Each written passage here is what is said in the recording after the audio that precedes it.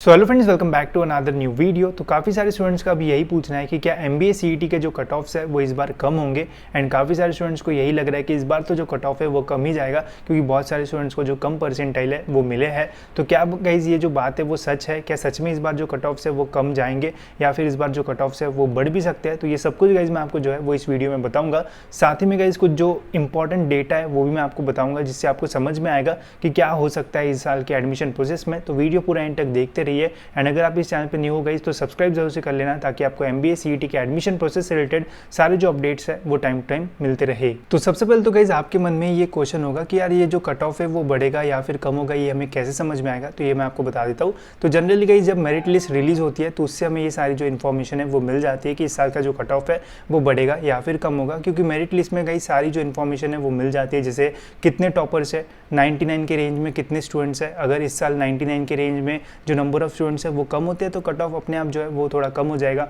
अगर 99 के रेंज में नंबर ऑफ स्टूडेंट जो है वो ज़्यादा रहता है तो फिर टॉप कॉलेज का जो कट ऑफ है वो और थोड़ा हाई जा सकता है, रैंक आपको और ऊपर देखने को मिल सकता है। तो मैंने गाइस पिछले साल के मेरिट लिस्ट के ऊपर से एक जो डेटा है वो बनाया है आपके लिए, जिससे आपको समझ में आएगा और अच्छे से कि कैसे हमें समझ सकते हैं कि कट ऑफ बढ़ेगा या फिर कम होगा।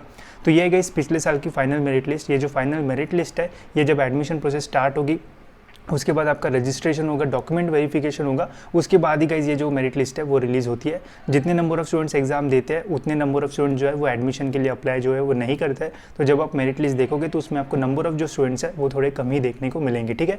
तो जैसे ये पिछले साल की मेरिट लिस्ट थी गाइज, तो उसमें जो नंबर 1 रैंक था उसे उस स्टूडेंट को जो है वो 100 परसेंटाइल मिला था। फिर उसके बाद 99, ऐसे काफ़ी सारे जो स्टूडेंट्स हैं वो हमें देखने को मिल रहे थे, ठीक है। तो इसमें से मैंने कुछ जो डेटा है वो निकाला है जो कि काफ़ी इफेक्टिव है, जिससे आपको समझ में आ जाएगा। तो देखो गाइज पिछले साल 100 परसेंटाइल वाला एक स्टूडेंट था, ठीक है। फिर 99 से लेके तो 99.99 के रेंज में जो है वो 686 स्टूडेंट्स जो है वो 99 टू 99.99 के रेंज में जो है वो थे, ठीक है। तो अब इसमें 99.59, 99.67 ऐसे भी बहुत सारे जो स्टूडेंट्स हैं वो इसमें आ गए थे, ठीक है। तो आप देख सकते हो ये 686 नंबर है। अगर इस साल 99 टू 99.99 के रेंज में अगर 500 ही स्टूडेंट होते हैं तो इस साल का जो कट ऑफ है वो आपको और थोड़ा जो है वो कम देखने को मिल जाएगा, ठीक है। बट रैंक जो है वो आपको ऐसे ही देखने को मिलेंगे। बट इससे समझ में आएगा कि अगर इस रेंज में नंबर ऑफ स्टूडेंट्स कम हो जाते हैं तो कट ऑफ अपने आप जो है वो कम हो जाएगा। अगर इस रेंज में नंबर ऑफ स्टूडेंट जो है वो बढ़ जाते हैं तो टॉप कॉलेज का आपको जो कट ऑफ है परसेंटाइल में वो आपको और थोड़ा जो है वो हाई देखने को मिल सकता है, ठीक है। फिर नेक्स्ट रेंज मैंने गाइस यहाँ पर निकाली है 97 टू 99.99 तक, ठीक है, 98.99। तो इसमें जो नंबर ऑफ स्टूडेंट्स थे वो थे 1026, ठीक है। ऐसे 1026 स्टूडेंट्स हैं जिन्हें 97 से लेके तो 98.99 के बीच में जो परसेंटाइल है वो मिला था। अगर इस साल इस रेंज में नंबर ऑफ जो स्टूडेंट्स है वो कम रहेंगे तो इस परसेंटाइल के आसपास जो कॉलेजेस आते हैं उनका जो कट ऑफ है वो आपको कम देखने को मिलेगा। अगर ज़्यादा बढ़ता है नंबर ऑफ स्टूडेंट्स तो आपको कट ऑफ जो है वो थोड़ा हाई देखने को मिल जाएगा, ठीक है।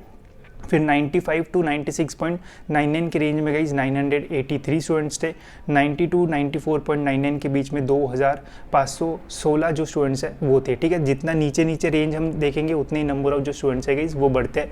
वही अगर हम 80 टू 89.99 तक देखते हैं तो 4635 जो स्टूडेंट है वो हमें इस रेंज में जो है वो देखने को मिले थे। इसके अलावा गई जितना नीचे जाएंगे 70s में जाएंगे तो और नंबर ऑफ जो स्टूडेंट्स है वो ज़्यादा देखने को मिलता है। तो फिर वहाँ पर जब आप कॉलेजेस के कट ऑफ देखोगे तो उसमें बहुत कम जो डिफरेंस है वो आपको देखने को मिलेगा, ठीक है। तो मेन जो टॉपर्स है उनको ये सारी जो चीज़ें वो देखने रहेगी कि 99 से लेके तो 99.99 के बीच में कितने जो टॉप 1 कॉलेज के लिए JBIMS के लिए वगैरह जाना चाहते होंगे उन्हें ये देखना होगा कि 99.50 के ऊपर कितने नंबर ऑफ जो स्टूडेंट्स है वो इस बार रहेंगे, ठीक है। अगर उसमें कम रहते हैं तो थोड़ा कम परसेंटाइल वाले को भी जो एडमिशन है वो मिल सकता है, ठीक है। तो सारा जो चीज़ है वो डिपेंड करेगा कि कौन से रेंज ऑफ परसेंटाइल में कितने नंबर ऑफ स्टूडेंट्स है। अगर ये नंबर ऑफ स्टूडेंट्स कम होंगे तो आपका जो कट ऑफ है वो कम रहेगा। अगर नंबर ऑफ स्टूडेंट्स बढ़ते हैं तो फिर जो कट ऑफ है वो बढ़ भी सकता है, ठीक है। अभी काफ़ी सारे स्टूडेंट्स इसी में कंफ्यूज है कि इस बार का जो रिजल्ट है वो सही से नहीं लगा है, उसमें फॉल्ट वगैरह हुआ है। तो देखो गाइस हम डायरेक्टली अभी ये नहीं बोल सकते कि सभी को जो है वो कम परसेंटाइल मिला है, क्योंकि मैंने जब काउंसलिंग प्रोसेस भी स्टार्ट की थी तो उसमें काफ़ी सारे ऐसे भी स्टूडेंट हैं जिन्हें अच्छे खासे जो परसेंटाइल है वो भी मिले हैं। एंड जनरली ऐसा होता है कि जिन स्टूडेंट्स को कम परसेंटाइल मिलते हैं उनके हमें जो कमेंट्स है वो थोड़े ज़्यादा देखने को मिलते हैं, एंड जिनको थोड़े अच्छे परसेंटाइल रहते हैं उनके कमेंट्स वगैरह ज़्यादा देखने को नहीं मिलते हैं, ठीक है। तो ऐसा भी हो सकता है। बट जब मेरिट लिस्ट रिलीज़ होगी तब आपको एक्चुअली में पता चलेगा कि 90s के रेंज में कितने स्टूडेंट है, 99 के रेंज में कितने स्टूडेंट है। तो जब मेरिट लिस्ट आएगी तो आपको भी समझ में आएगा कि नहीं यार इस बार का जो रिजल्ट है वो कैसा लगा है, ठीक है। क्योंकि जब हम ऊपर से देखते हैं तो ऐसे ही लगता है कि यार काफ़ी सारे स्टूडेंट्स को कम परसेंटाइल मिले हैं, बट जब मेरिट लिस्ट आती है तब समझ में आता है कि नहीं यार, यहाँ पे काफ़ी सारे जो टॉपर्स है वो भी हमें देखने को मिलता है। जैसे पिछले साल आप देख सकते हो 99 से लेके तो 99.99 तक अच्छे खासे स्टूडेंट्स थे, ठीक है। तो इस बार अगर कम होंगे तो कट ऑफ कम होगा, अगर नंबर ऑफ स्टूडेंट्स बढ़ेंगे तो कट ऑफ जो है वो बढ़ भी सकता है, ठीक है।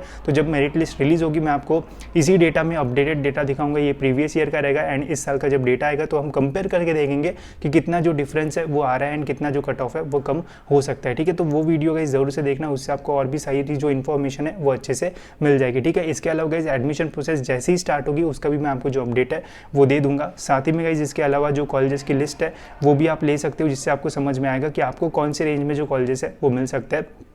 जैसे अगर आपको सपोज 90s के आसपास परसेंटाइल है तो आप इस लिस्ट में देख सकते हो कि ऐसे कौन से कॉलेजेस है जिनका कट ऑफ 90 के आसपास जाता है, एंड उसी के अकॉर्डिंग इस कॉलेजेस को जो है वो शॉर्ट लिस्ट कर सकते हो, क्योंकि MBA के कॉलेजेस जो है वो 300 से भी ज़्यादा है। सभी कॉलेजेस का कट ऑफ देखना आपके लिए काफ़ी टफ हो सकता है, तो इसलिए गाइस इस लिस्ट का आप यूज़ कर सकते हो। इससे आप डायरेक्टली जो कॉलेजेस है वो शॉर्ट लिस्ट कर सकते हो, एंड अकॉर्डिंगली उन्हीं कॉलेजेस की जो इन्फॉर्मेशन है फिर आप जो है वो निकाल सकते हो, ठीक है। तो इस लिस्ट के आपको जो लिंक है वो डिस्क्रिप्शन में मिल जाएगी, वहाँ से आप इसको जो है वो ले सकते हो। एंड जैसे ही गाइस इस साल की मेरिट लिस्ट आएगी हम फिर से इस टॉपिक के ऊपर वीडियो बनाएंगे एंड कंपेयर करके देखेंगे कि इस साल का जो कट ऑफ है वो कम होगा या फिर बढ़ेगा। एंड ये भी बता देना गाइस कमेंट सेक्शन में कि आपको क्या लगता है कि कम होगा या फिर बढ़ेगा, ठीक है। एंड जब फिर मेरिट लिस्ट आएगी तब हम कंपेयर करके देखेंगे कि कितना हमें ओवरऑल जो डिफरेंस है वो देखने को मिलता है इस साल, ठीक है। तो इस वीडियो में इतना ही, होप सो आपको ये वीडियो इन्फॉर्मेटिव लगा होगा, एंड ऐसे वीडियोज़ के लिए गाइस चैनल को सब्सक्राइब जरूर से कर लेना ताकि आपको टाइम पे सारे जो अपडेट्स है वो मिलते रहे।